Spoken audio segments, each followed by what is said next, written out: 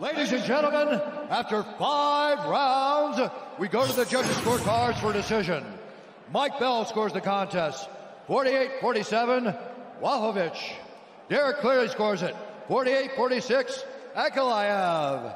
And Sal Diamano scores the contest, 47-47. Ladies and gentlemen, this contest is declared a split draw. You're going to federal prison. Hello and welcome back to Hold On, I'm Talking Brother. My name is Joe Greenwood and you are listening to our review of UFC 282, which was headlined for the light heavyweight title between Jan Blachowicz versus Magomed Ankalaev. Tom, this card to me I think was a very good summation of the UFC this year. Some good fights, some bad fights, and most importantly some very funny fights, and I think that's a fair assessment, wouldn't you agree?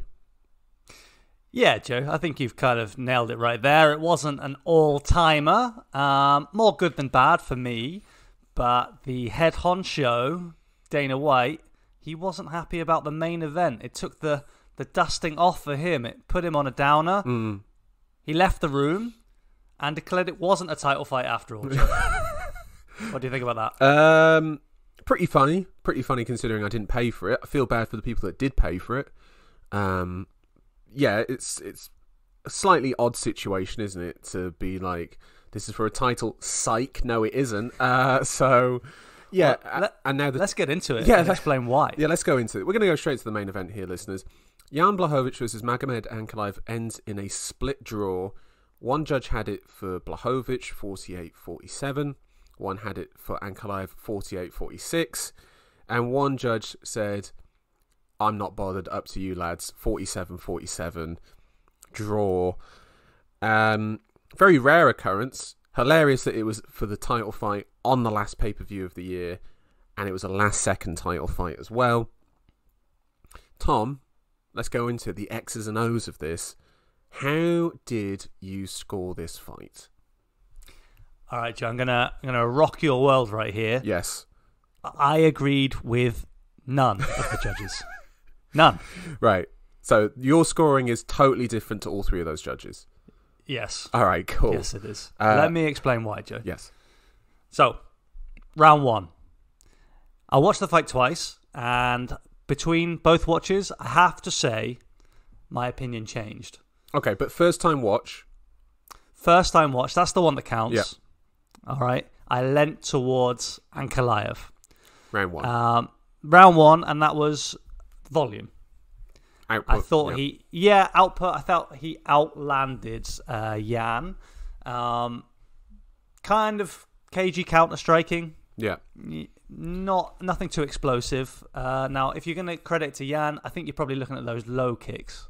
Low kicks, single shots, and also for Ankalaev, I will say he did land on Jan, but it was towards the end of the round, and I would give Jan the fact that he landed more damage he landed the significant damage over a longer period of time compared to Ankalaev's sort of flurry at the end.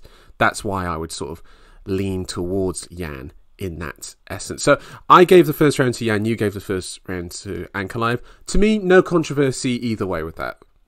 Well, I'm about to bring in some controversy, Joe, because I watched it again, and then I gave it to Jan. Okay, and that's because I knew what happened in the second round on that second watch through, and I knew the impact of those leg kicks that Jan had started to land in the first. All right, so I have to say that's a close round, but yeah, round two. I don't think anyone's going to be debating that. Those leg kicks came to the fore. Yeah, Ankalaev switched stances to get away from that low kick from Jan. He was chopping those legs, Joe. Chopping them. Really, almost switch stances. Almost like Cejudo against Dominic Cruz, sort of like sweeping sort of kicks. He didn't care what he landed on as long as it was shin on shin.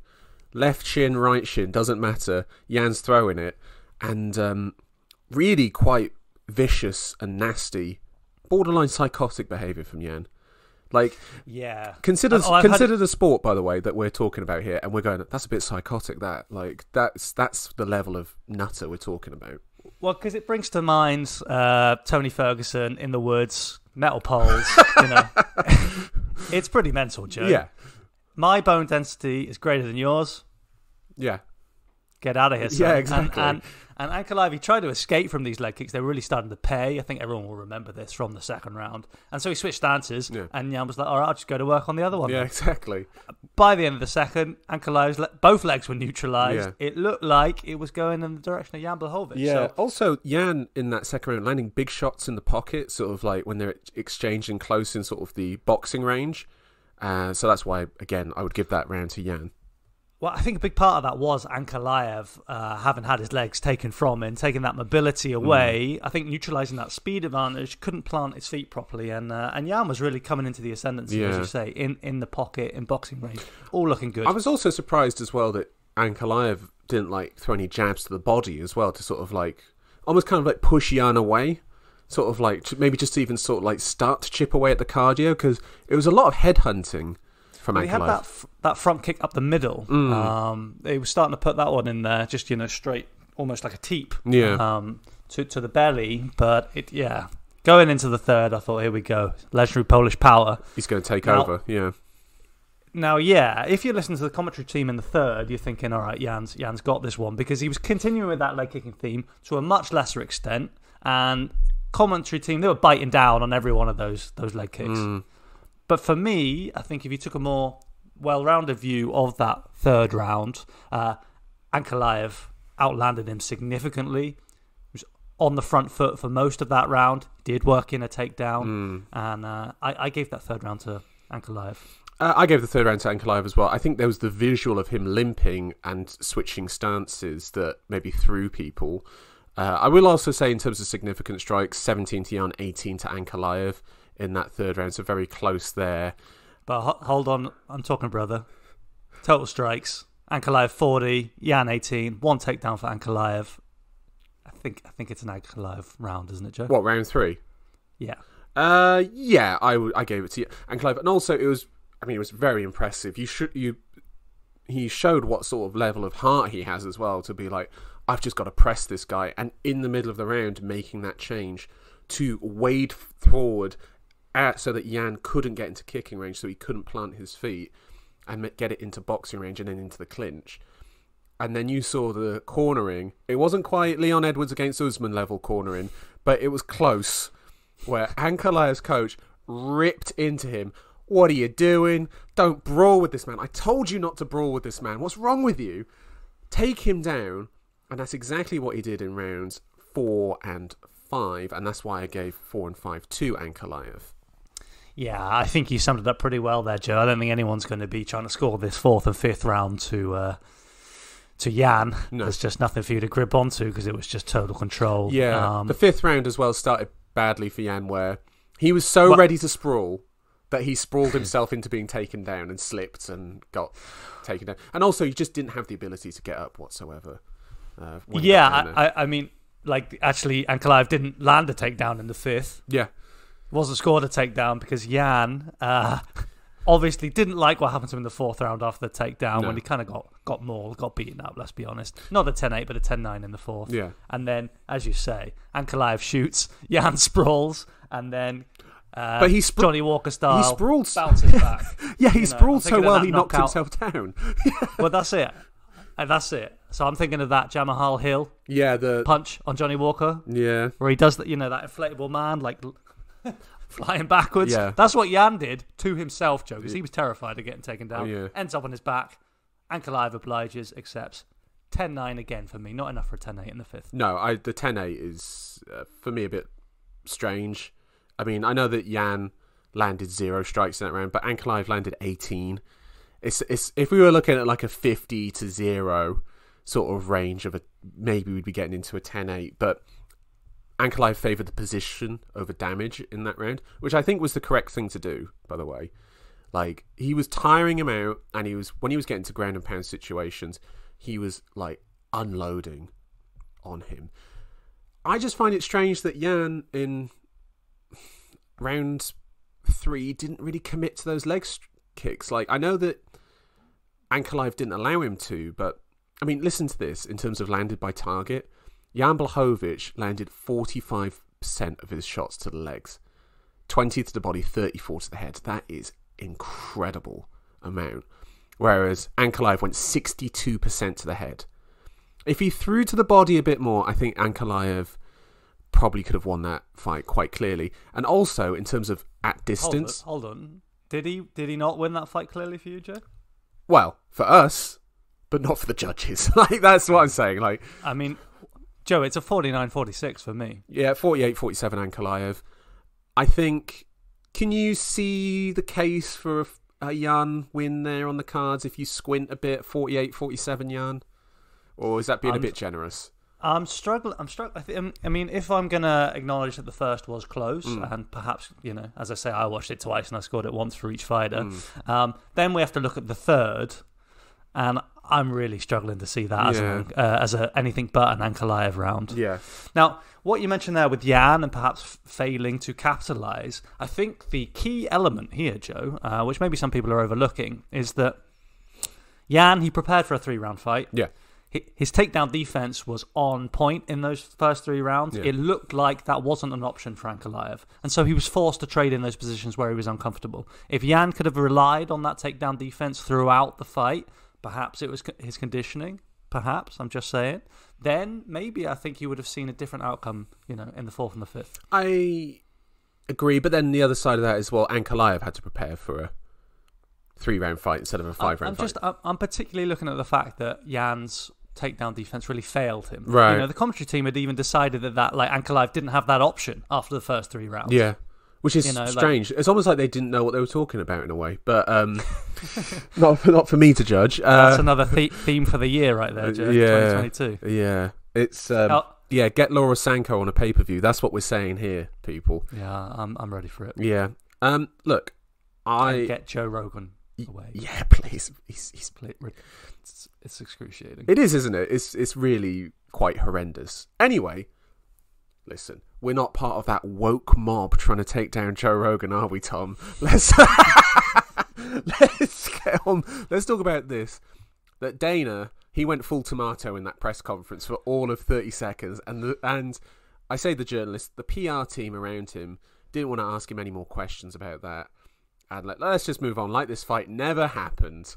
And now, instead, Dana rather bullishly declared, well, why don't we do this then? Glover versus... Decreed. Yeah, he decreed from the mountaintop that Glover Teixeira will now face Jamahal Hill in Brazil in January in the main event of UFC 283. Figueiredo versus Moreno 4, bumped down to co-main event. What can those two boys do to get a main event? My word. It's just unfair. Unfair on them. I was looking at it, and Joe, I'm not mad. I'm not mad. I do think, by the way, that down the line, Jamahal Hill was going to challenge for a title, and there's no one clearly ahead of him now. They need to make a title fight. They don't want to have a vacant title hanging out there for 4 or 5 months. I get that. They made the right decision 2 years ago when they said, all right, sod it. Chandler versus Oliveira for the lightweight title, and we had, in my mind, one of the fights of the year. Why not? Why not? Old Man Glover versus Jamahal Hill. Who knows what's going to happen? This is going to be great. Typically, Joe, I'm rocking. I'm all for democracy. Yeah. Right. I like that. That's my natural bent. Yeah. But sometimes the dictatorship. It comes up with some good stuff. Listen, Joe, I mean, fascism works sometimes. What can we say? Oh, good Lord. Yeah. So it's happening, and I'm ready for that. Then that brings us to the question: what are we going to do with Jan and Ankalaev? Do you want to see it again? Yeah, I'd watch that again. Fight night main event. Do it in Europe. Now, as much as I thought Dana summing up as Magomed Ankalaev getting beat up for 3 rounds and then kind of just sitting on Blachowicz. What's wrong with him? I mean, he said he zoned out. That's not a good look. No. Ankalaev's not going to be near a title shot soon, is he? And neither is Jan. Well, because I mean, it wasn't Ankalaev versus Thiago Silva. Santos. Sorry, yeah. Thank God that era has been brought to a close with Thiago Silva. Now, but it wasn't the best fight on the card. All right. No. And I'm ready and accepting for these guys to fight either each other or other guys at light heavyweight. There are other matchups out there. Rakic coming back from injury. Well, Anthony Smith was supposed to face Jamahal Hill in March. I mean, what? He's been bummed. He's out on his Blachowicz ass. versus Anthony Smith. You wouldn't be down for that? Yeah, but I don't think it's going to be main eventing, is it? Main event at Fight Night, maybe. I don't know. That could do that sort of thing. By the way, Anthony Smith found out live on television that he was no longer facing Jamahal Hill, and looked very upset about it. But on his podcast with Michael Bisping, seemed a bit more chipper. Well, guess what, Tom? He's going to be weighing in as the alternate for that main event in January. So we could be getting an Anthony Smith versus Glover Teixeira 2 in that case. And also, Anthony Smith has said that Jamahal Hill has reached out to Anthony and said, I want you in my training camp. Help me prepare for Glover.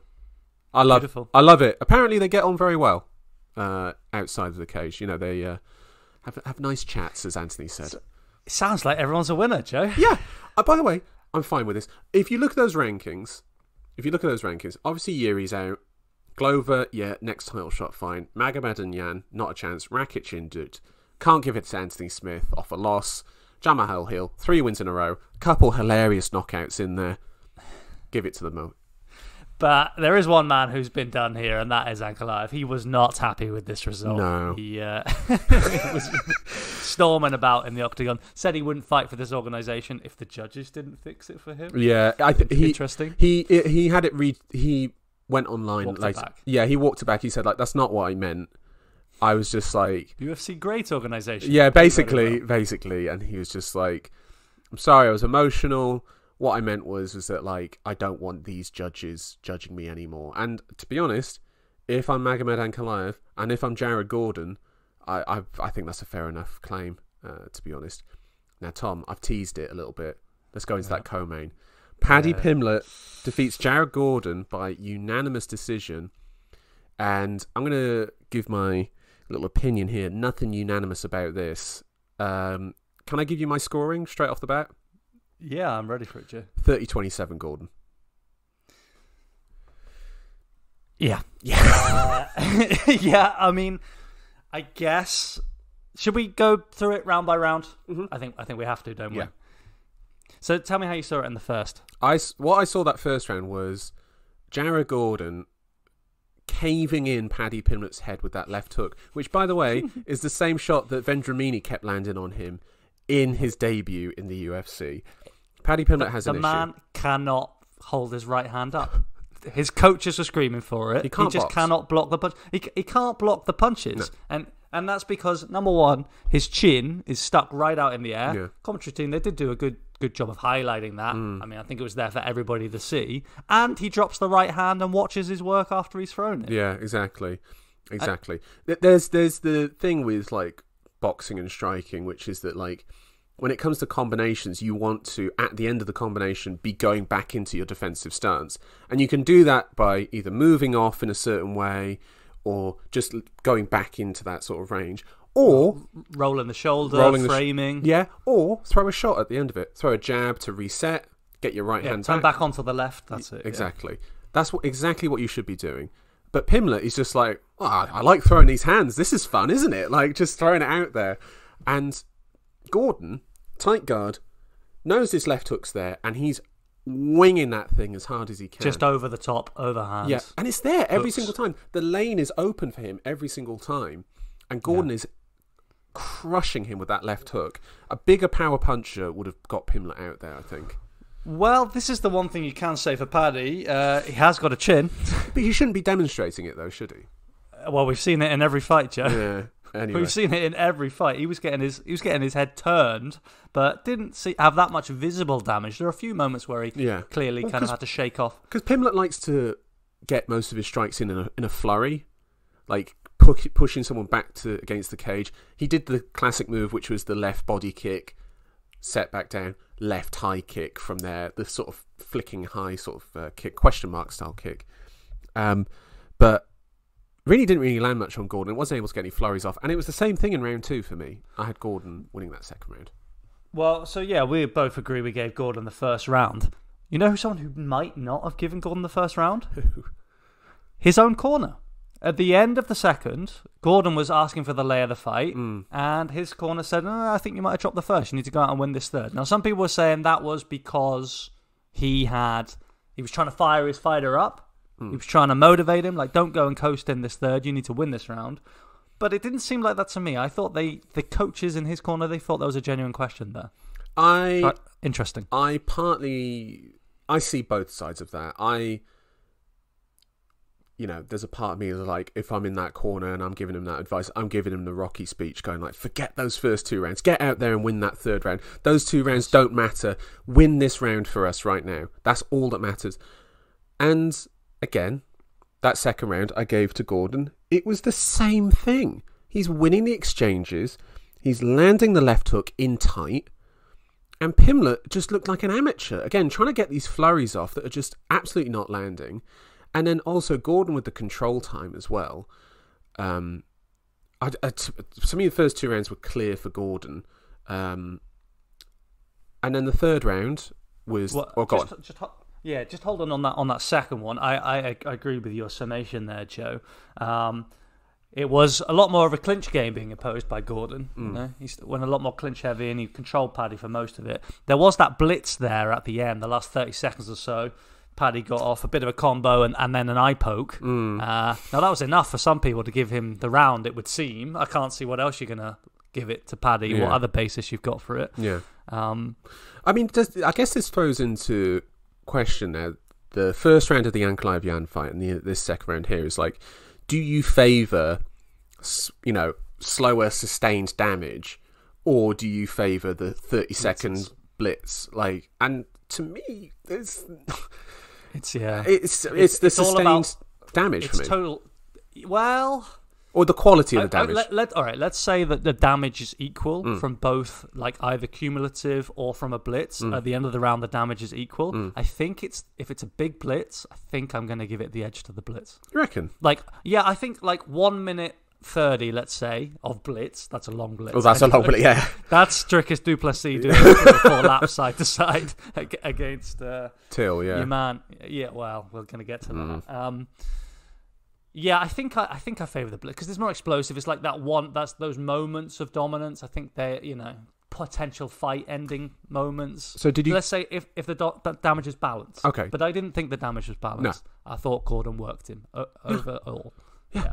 Again, now, absolutely. The third round was the only one I had a slight question about. Yeah. Now, Gordon definitely dominated. He had a lot of control on Paddy. Yeah.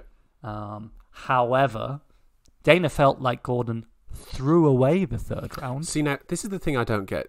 Dana said Gordon threw the third round away, and Pimblett said he took the third round off. So, obviously, they haven't got their narratives lined up yet of how they're going to spin this. There's not been an official broadcast, the mouthpiece of the party has not spoken. Yeah, so I don't know, man. Like, I felt like Gordon won that round quite clearly. He clinched it. He controlled him up against the cage. Yeah, he landed 4 shots. Pimblett landed 6. So, in terms of shots and damage, not much there. Even. And Pimblett said then afterwards, all he did was control me, he didn't do any damage. What did you do, Paddy?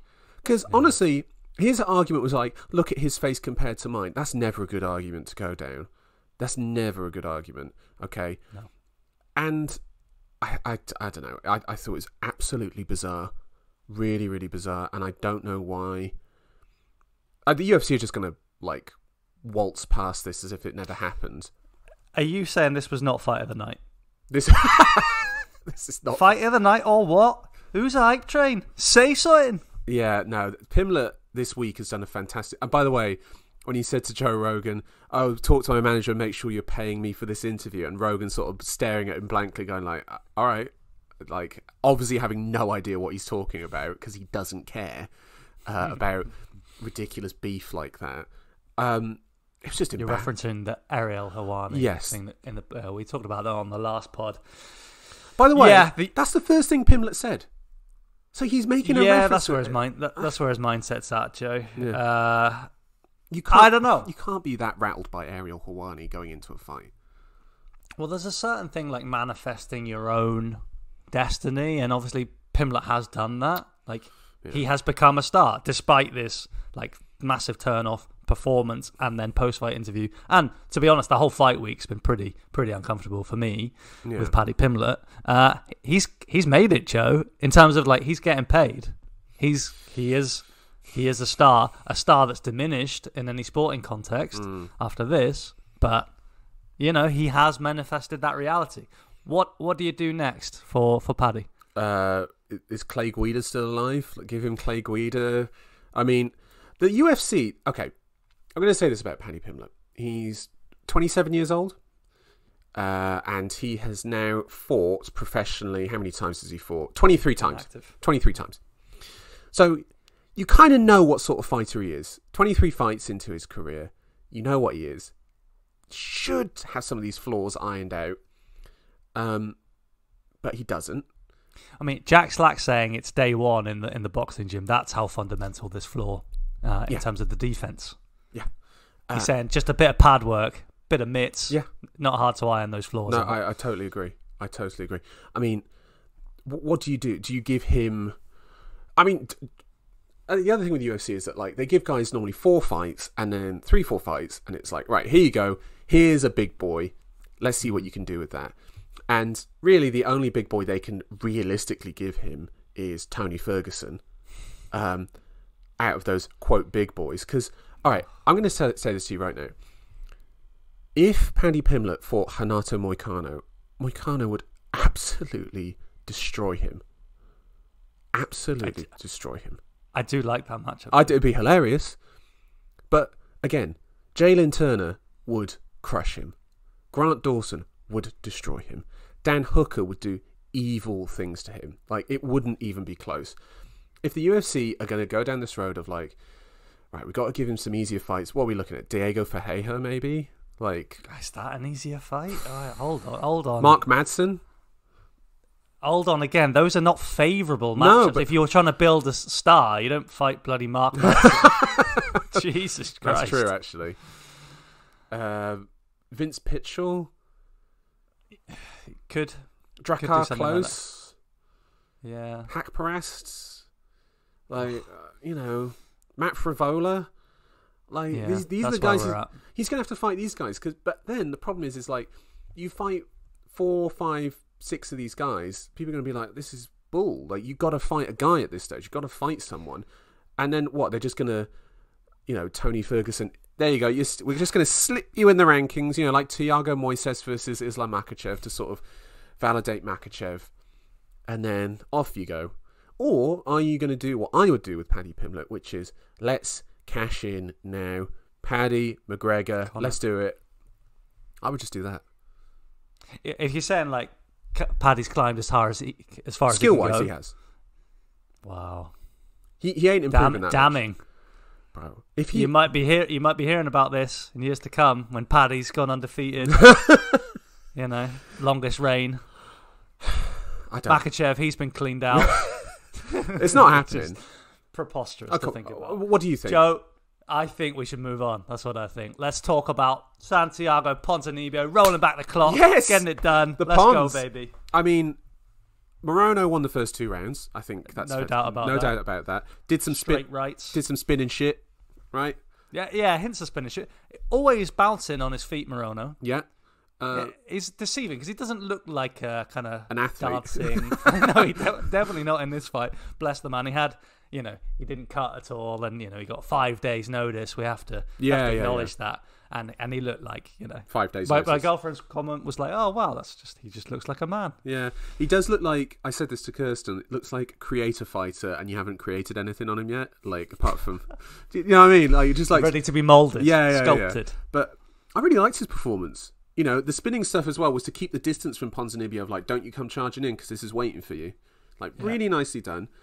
And Ponzinibio, it's like you're not catching me with that swinging overhand, right? I'm bouncing out the way, baby. I'm gone. And then stick you with my jab, stick you with my straight right, and I'm out of the picture. Absolutely. And then the third round rolls around, and Ponzinibio's like, I guess I got to spam this right hand again.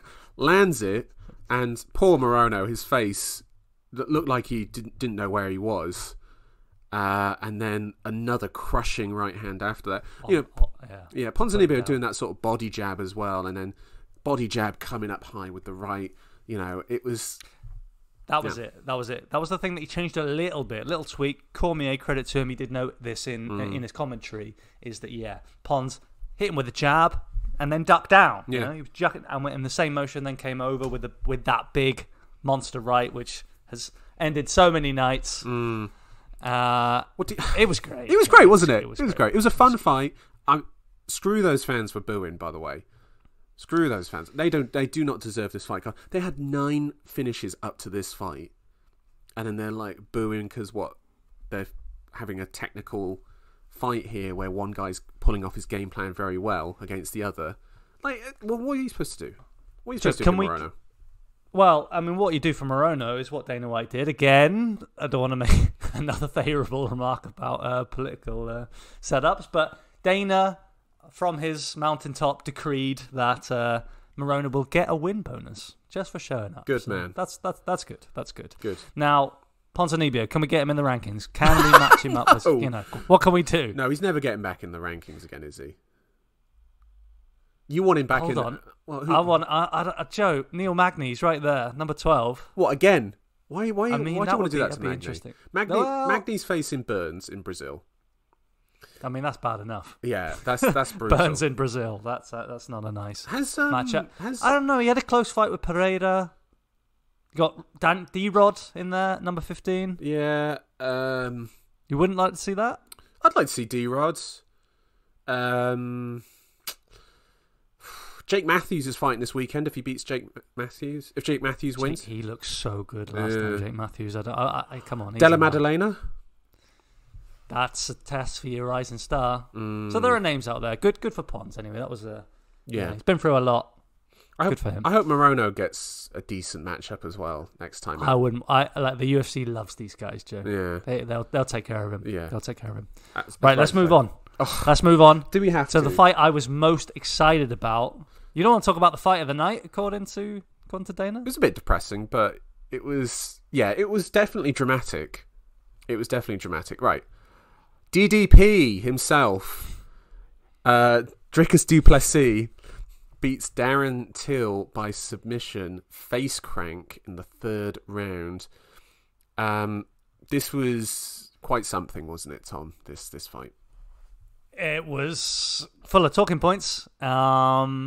Starting with the 1st round. Can I just ask a question quickly? Yeah. Did you enjoy watching this fight? I enjoyed the 2nd and 3rd round. I mean, yes. I can't say the first. I mean, we've got to talk about it. Yeah, let's go with the first. So, yeah, Du Plessis just ragdolls Till, holds him in position. GMP for 5 minutes, basically. 60 significant strikes. Till not able to escape the clutches, really. 10-8? For even. I have to consult. Yes, 10-8 according to me. Yep. Just look at the official scores. Close to a 10-8 for me, but not quite. I just think the fact that Till was able to talk to the referee and was just fine, really, and then when he got up was... So they did break it in the 1st round. It's the getting up. Till managed to get up right at the end. I think if Du Plessis ends the round on top, then... I think also this round demonstrated the issues that Darren Till has, which he just has no explosive power anymore. This is the 1st round of the fight, 14 months away. He should be hyped, raring to go. He gets into his position and he can't get up. Well, what do you make about that? It was just strange. It was strange. Yeah. Could he not get up, or was that the case? He was pinned down. He was pinned down. I mean, it was notable. I will say throughout the fight, the difference in strength was quite shocking to see. It was one of those clearest examples. Normally, they're both prime athletes. Very strong and pretty well matched. Sure, you're going to give the advantage to someone because of their grip strength or heavier hands or whatever it may be, or just being a heavier fighter. But Du Plessis just kind of had his way with Till, really. Yeah, I think just Till never developed wrestling takedown defense. He's just never really developed that part of his game. And I think a lot of his clinch game... I thought he was worse, though, Joe. It was worse. Yeah, it was quite significant, wasn't it? Because he talked all week about, training in Thailand and training with these Russian guys. And training with Khamzat Chimaev. Yeah, Khamzat Chimaev. I just don't think he's not of the level. That first round really showed it. And then he came back in that second round. He had the Rocky speech, Brendan Loughnane in his corner. He should be saying, "Bro, come to the PFL with me. You can make $1 million." Like, that's what he should be saying to him. He's giving it. Look at him. He's tired. He can't take it anymore. And Till comes back. Till comes back, and for me, Till wins the second round. Yeah, I gave it to Till as well. I mean, Du Plessis is a meme. Du Plessis is a meme, Joe. Hilarious fighter. But can I just go focus on Till for a second? He comes out the second round and he marches Du Plessis down and he lands big shots, big combinations, and he's throwing these shots, and then he does his usual thing, flappy hands, moving his flappy hands around. Oh, I'm showing feints. But these flappy hands means he's never going to throw. And then as soon as he sets his hands, he throws. So you're facing this guy, he's doing the flappy hands, he's never going to throw. If he starts throwing out of those movements, then he would cause Du Plessis problems, and I'll be honest, I think he should have got Du Plessis out of there in that second round.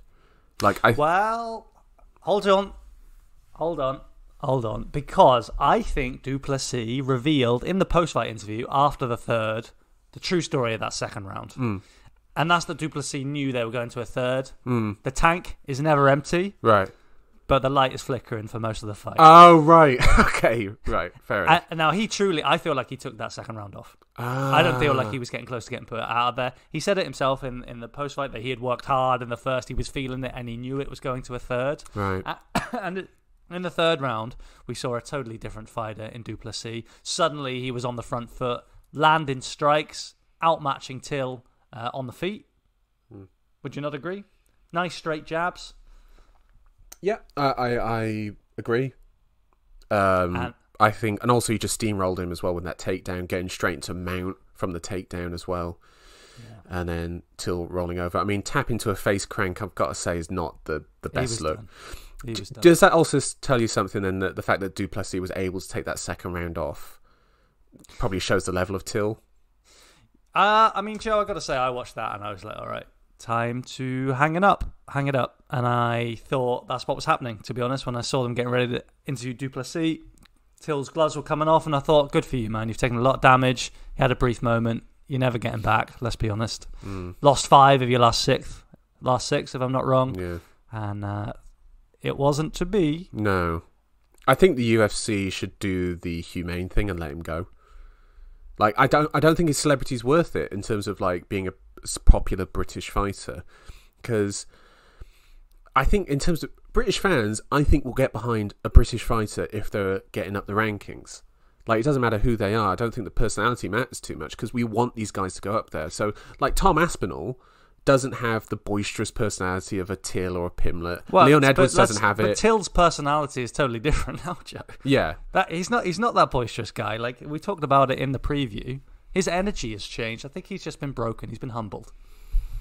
Yeah. I think he took it worse than most, you know? That, like, his psychology about being unbeaten is just going to run through everybody. I think he's just damaged. Yeah. And so what, you think he should just retire? That is what I'm leaning towards, yeah, because I don't want to watch him getting beaten down. He's still a young man. BKFC or something. Oh Lord, no, that would be sad. I mean, if he's going to fight in the UFC again, which, you know, Dana was all for it. He was very positive about Till here. His stock didn't drop at all, according to Dana, even though he's ranked 10 in the world. Yeah. Wait, hold on. Have the rankings come out and he's still ranked? He's still ranked, yeah, I believe. I'm on the page now. This is going live on a Tuesday. I think they normally have the ranking sorted by now, although maybe not, because I'm not seeing Topuria climbing either. Oh no, Topuria climbed. He climbed up 5 spots to number 9. That's right. Yeah, so they have done the rankings, and Till is still ranked in the top 10. Yeah. No, that's not on. This is interesting. I'm on the UFC's official page. I don't know, maybe some technical issues going on. We'll leave that to one side. If Till's fighting again and he's fighting someone in the rankings, there is a man on this card who came off a win. I could be intrigued by the fight. Do you know who that is, Joe? Chris Curtis. Could be fun. Could be fun. No threat of a takedown. No. I think that would probably be a fair matchup. Du Plessis, by the way, sky's the limit. The Dricus Du Plessis. I mean, this guy is must-watch TV, isn't he? Like, he's fun. He's a lot of fun. He's a hell of a lot of fun. I mean, the fights that popped into my mind, I was thinking, oh, Gregory Rodriguez versus Dricus Du Plessis. Oh my god. Even Alex Pereira versus Dricus Du Plessis. Wouldn't that be hilarious? That would be hilarious. Adesanya, Whittaker, Paulo Costa. Paulo Costa sounds fun. He has said Vittori. A little bit. That's less fun. Less fun. And he's talked about maybe the winner of Strickland versus Cannonier. Listen, mate. Wow. Listen to me and Tom. Do the fun shit, all right? You versus Paulo Costa is the one to do. What about Gastelum? What? No. I just think it could be a fun fight. I'm also looking at the positions in the rankings. I don't know. Gastelum's got Imavov next on the main event of the first fight night. Good night. Next year. good night, Kelvin Gastelum. All right, forget that. He's out of the rankings then after that. No, yeah. I'm with you, Joe. Dulidze, obviously, newfound fame. But let's not match up two surging young bucks just yet. It's out there. I mean, then you've got the maturing buck in Paulo Costa. There's some fun stuff going on at middleweight. For sure. There's a lot of very flawed fighters, but very fun ones. That is, I guess that's some of the charm of this division now, isn't it? It's not like bantamweight or lightweight or even flyweight where you're looking at, incredible all-round fighters. It's like, this guy is really good at this, but he is so bad at that, and I kind of want to see what happens. So, anyway, let's round it out, Joe. Yeah, the last fight on the card. Now, opening. A man who has beef with Paddy Pimblett and should be kept far away from him if you are the UFC. Ilia Topuria subs Bryce Mitchell in the second round, and he beat Bryce Mitchell like he owed him money. Like, this was a beating, an absolute beating, but a very clever technical one as well. So the story of the first round is obviously the striking levels were very stark in this. Bryce's striking, I thought, looked quite good in the Barbosa fight, but in this one it was just very off and flailing, and I think it was down to also Topuria's very low stance. Huge right hands that he was landing clean, that Bryce ate. Yes, those hooks. Yeah, the hooks. Brutal, thumping him around the cage. But, there was some good stuff from Bryce. He hit a nice 1-2 with a takedown at the end of it. That was pretty slick. But Topuria wasn't that bothered. And also when it came to the clinch stuff as well, Topuria did something really clever, which is he gave Bryce Mitchell the single leg up against the cage, because then he knew then that he could go two hands on both of Mitchell's hands there in that position. So he knew where Mitchell's hands were going to be for him to break, whereas if he had him clinched up against the cage, he was going to have a harder time to break the grip. So Topuria felt like, if I can go hand to hand, I can break his grip. So he gave him the single leg from there and trusted his balance to keep him up. Really clever from Topuria. Really, really clever. But are we talking about the takedown there at the end of the first round? When Bryce jabbed and then clinched up? Yeah. There was that. Bryce did have some success. Yeah, there was some success. But then the second round, Topuria's like, well, I'm battering this guy, so I'm just going to swing as hard as I can to get him knocked out of there. Yeah. Drops Mitchell. I mean, he did miss a few times, but I'm like, oh, he was whipping him. His whole body was turning. Yeah. He was really ripping him. But just didn't respect what Bryce had to offer on the other end. No, that's kind of what I love about Topuria, is that he has such disregard for his opponents. Like, he really just goes in there to, like, get people out of there, crack them as hard as he can. And the bit that really got me was the end where he threw Mitchell down. Yeah, Bryce was trying to get back up. They'd been rolling together. Yeah. Bryce cleared a little bit of space and just sat him down, boy. Topuria just manhandled literally him. One palm down on his chest, pushed him back down. Yeah, they call it pancaking. Yeah. Commentators. He even got knee on belly. That's like white belt stuff that he's doing to him. He's making Bryce Mitchell, who is a tremendous grappler, look like a white belt out there. He was destroying him. Did the knee on belly, by the way, as he was getting the head and arm choke locked in, so that Mitchell would turn away from him, so that then he could slip off and lock the choke in at the same time. Really clever from Topuria. Really, really clever. It put him out of his misery, because it was getting to be a beatdown. Yeah, Bryce was he'd been worked. Bryce said he was leaking. Yeah. He was leaking from many places. Do you buy Bryce Mitchell's reasoning for this, which was that he had flu this week? I mean, there was a massive, again, strength in equilibrium, and it was so stark that you wonder. I think, is that a mythical fighter? Flu-free Bryce Mitchell? Maybe. He's not going to want to fight Topuria again. No, I think just Topuria, his power carries at lightweight, and he's doing this at featherweight. It's just.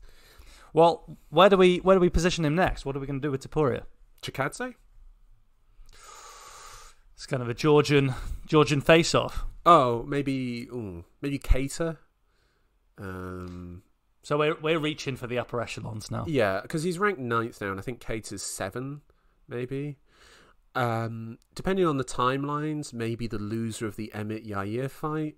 Because the fight that I really want to see for the UFC London pay-per-view, Arnold Allen versus Brian Ortega, is the fight I really want to see. That would be the fight I really, really want to see. Just because Allen's got really good wrestling for an English fighter, and that's kind of where a lot of his game plan works from, is the wrestling. And obviously Ortega wants to be in those situations, so I'd love to see if he could control those grappling situations against Ortega. For Topuria, though, I want to see a name. I want to see that sort of nice, juicy name. Not Evloev. Do not have him face Evloev. Please, keep those guys apart from each other. The only time I want to see him fight is in a title fight. Because I think Topuria, this guy's a future champion material. Well, you mentioned potentially fighting Yair Rodriguez. I'm going to let you know right now, Joe, Topuria wins that fight. You can have that one for free. Yeah, that's Yair versus Frankie 2, isn't it? That's... Oh, my God. Yeah. What about Zombie? Have some mercy, Joe. No, I love the Zombie. He's out injured, though, so he's not going to be back for a while. Well, he's going to have to fight someone, though, and whoever it is going to be a problem. If it's Topuria, that's a ass whipping I don't need to see. Yeah, absolutely. Right, tremendous. Now, Tom. Now, Joe, you retained. Tell me those sweet words that I wait to hear. Now, Tom retains his title. I will say, in controversial fashion, he realised at the end of last week's pod that he said Bryce Mitchell and not Ilia Topuria. He said Topuria, not Bryce Mitchell, which is what he wrote down. Now, Tom, I'll let you keep the belt. All right, I'll let you keep the belt. But this is my title, and you know it. Joe, I won the first 2 rounds. I was taking the third off. All right. Who's the cash cow now? Yeah, exactly. That's it. Listen, I'll give it to you. Congratulations. Joe, I'll take it. Thank you very much. Congratulations. You are the champion for 2022 as well. So. Did you give it any thought, by the way, what I was saying about just recording this section on a loop? We've been here before, Joe. Yes, we have. But you know what? Now, Joe, tomorrow is another day. I'm so confident in my wins here, Joe. What I'm thinking is we need to set up some forfeits for you. I'm saying going into 2023, hold on, I'm talking, brother. It's evolving. Yeah. Joe, we'll be covering a bit more of that. We'll unveil it to the fans next year. Okay. But I think I want to see some tribute to my... What, a tribute to the gods? Is that what you're saying? That's what I'm saying. The MMA gods. Wait, hold on. So you saying whoever's the champion at the end of next year, the loser has to do a sacrifice of some kind? Yes, and I'm thinking it involves you rolling on a mat with someone credentialed and it broadcast to the fans, all right. The masses. Listen, I'll happily watch you get into a boxing ring with some Icelandic giant. That's fine, Tom. So that's 2023 is my year. 2023 is my year. It's like, you know, we've been here before. All right, Darren Till. It's the Kanye. Right. It's the Kanye for president, Joe for 2023. Okay, let's talk about the prelims. Yep. Raul Rosas Jr., 18 years old, youngest ever fighter to fight in the UFC, defeats Jay Perrin in the first round by a rear naked choke. Let's calm down, people. Let's calm down, people, shall we? This young man is in the bantamweight division for now. He's probably not going to be there forever. You think he's too big? He'll grow out of that division, I think. I'd be surprised if he didn't, to be honest.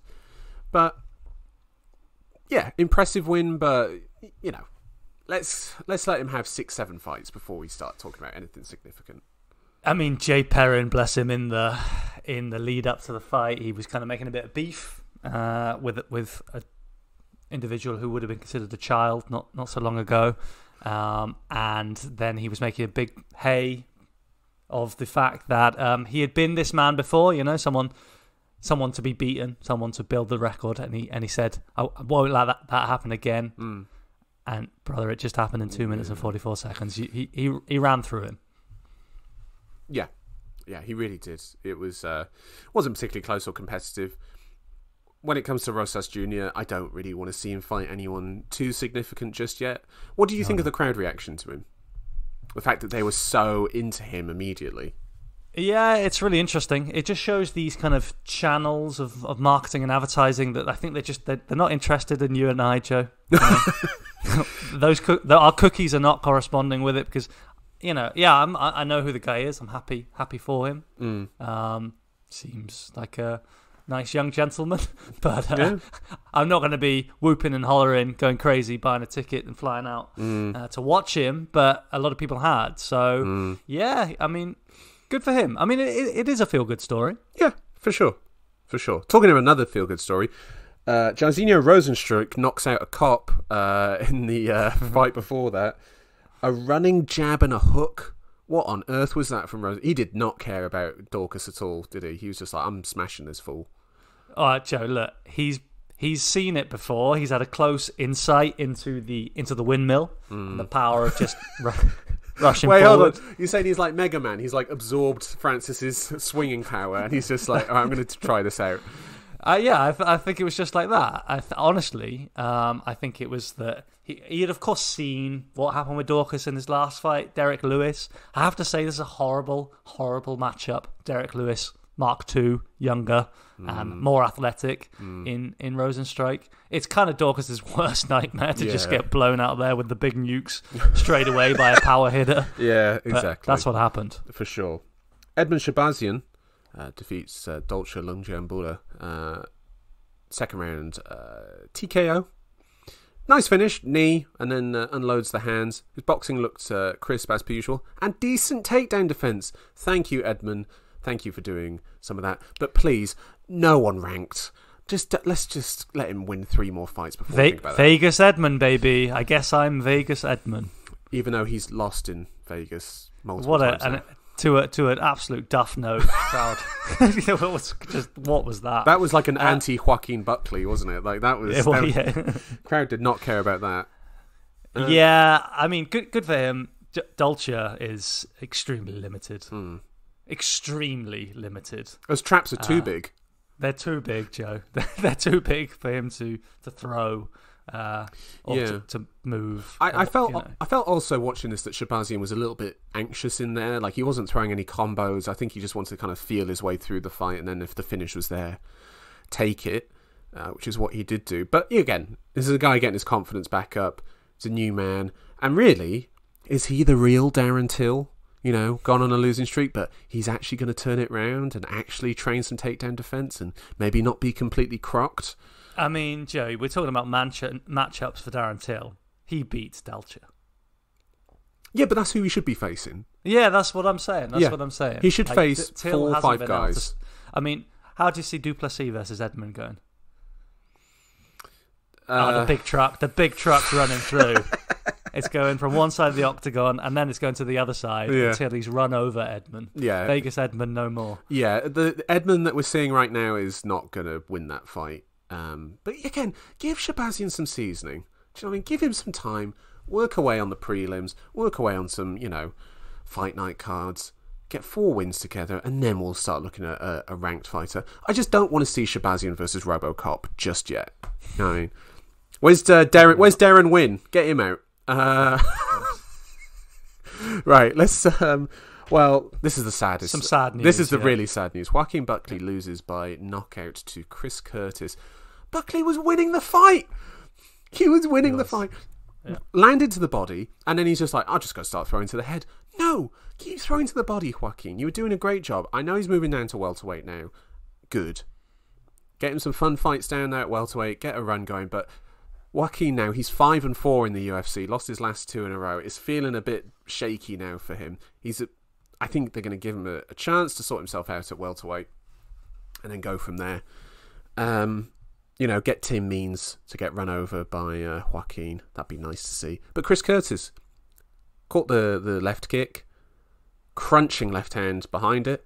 Good for him. Yeah. Hard to hate on Chris Curtis, even though we love Joaquin. Well, I mean, Chris Curtis, let's not forget how he finished that Hermansson fight, where he was neutralized himself. Hermansson just refused to get banged, and Chris thought he was cheating because he wouldn't step into Chris's range. Let me bang, bro. That, like, yeah, exactly. And then apparently he was talking some crud on Hermansson's Instagram after his loss to Dolidze, because Dolidze's a teammate of Curtis. Can you just grow up? Do you know what I mean? Grow up. Why don't you fight Hermansson again and have that happen again? Yeah, absolutely. Because it certainly would happen again. I mean, it wasn't a good look in the end for Buckley. It was, though he did win the first round. I don't know. I'm sad, Joe. Yeah, I'm sad because it's a middleweight who's could be a welterweight as well. I think Curtis is not the biggest middleweight. No, I think he would struggle to make welterweight though. I don't think he'd be making welterweight. I don't think he's ever fought at welterweight, to be honest. So, anyway, let's talk about the early prelims. Billy Quarantillo is back after his fight with Burgos last year, and Alexander Hernandez did his normal fight. Fought like an absolute monster in the first round, gassed out and got finished. Quarantillo, by the way, splooge, what a performance, eh? Yeah, I mean, he's become much-watched TV. Yeah. He's a great fighter, always puts it out there, so happy for him. The other winners on the early prelims, TJ Brown, wrestle heavy performance and getting the submission. Yeah, bubbling away there quietly. And then we had a debutant from South Africa. It wasn't all about DDP. We also had Cameron Simon, who found his way to victory with a KO in the third round. Hilarious commentary performance from Joe Rogan, because Stephen Kozlow is a 10th Planet Jiu-Jitsu guy, so he was breaking out all those bullshit 10th Planet names for Mission Control and your dad's handshake and burrito on the floor, or whatever he calls these moves. Eddie, just call it the normal moves, mate. Come on. Right, listeners, thank you so much for joining us. We'll be back at the end of this week to preview the Sean Strickland versus Jared Cannonier Fight Night card. Oh yeah, and there is some good stuff on there. My word, we will break into that. I know what you're licking your lips at. Damir Ismagulov versus Arman Sarukian in the co-main event. Wow. Let's be honest, that should be the main event. Can't wait for that. Listeners, you can contact us at holdonbrother69@gmail.com. Thank you so much for joining us. And Tom, congratulations on your win. Try not to be too salty, Joe. I'm not salty. I'm just... I'd get training now, son. I'm going to be undefeated next year. I'm undefeated next year. I'm telling you. All right. Thanks, listeners. Thank you so much for joining us. Bye-bye. Bye-bye.